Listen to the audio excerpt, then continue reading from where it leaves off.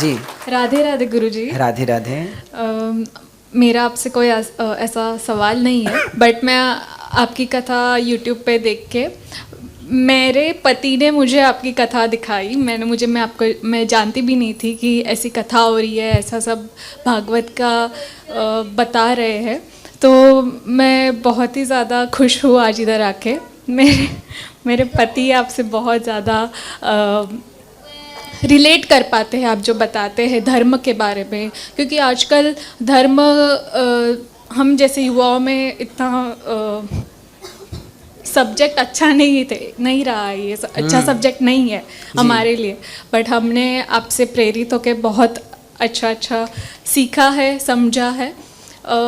मुझे सिर्फ ये पूछना था, जैसे आपकी कथा में मैंने सुना था कि कृष्ण भगवान, ब्रह्मा, शिव, महेश्वर, इन्होंने दुनिया बनाई है, बट सबसे उनसे भी ऊपर एक बिंदु है जैसे श्रीमद् नारायण। तो हमने उस बिंदु को पूजना चाहिए या जो जिसने ये दुनिया बनाई है उनको पूजना चाहिए? थोड़ा कन्फ्यूजन है। तीनों के ऊपर मैन पावर है भगवान श्रीमन नारायण। वह नारायण ही ब्रह्मा है।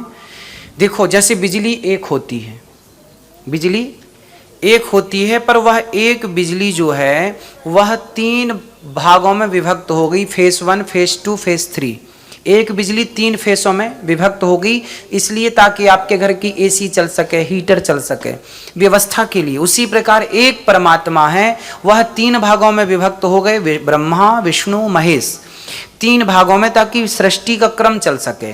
वही नारायण राम बने, कृष्ण बने। तो जो मूल आपने कह दिया नारायण, तो नारायण कह देने से राम की भी उपासना हो गई, कृष्ण की भी उपासना हो गई, सबको पूज लिया। हाथी के पांव में सबके पांव आ गए। या फिर राम कहो, राम, कृष्ण और नारायण, विष्णु, ये एक ही तत्व है। ब्रह्मा को भगवान नहीं कहा जाता, समझो। ब्रह्मा जीव कोटि में आते हैं। ब्रह्मा जी 100 साल की उम्र लेके आते हैं, 100 साल का कार्यकाल होता है, छुट्टी 100 साल बाद। लेकिन भगवान नारायण जो हैं और भगवान शिव जो हैं, शिव और नारायण, विष्णु और नारायण, राम और कृष्ण, ये सब एक तत्व है। ब्रह्मा भगवत तत्व, भगवान के तत्व से अलग है, वो जीव तत्व में आते हैं। इसलिए ब्रह्मा जी की पूजा नहीं होती कहीं।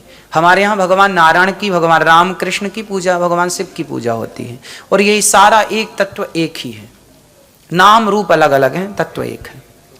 राधे राधे गुरुजी। राधे राधे।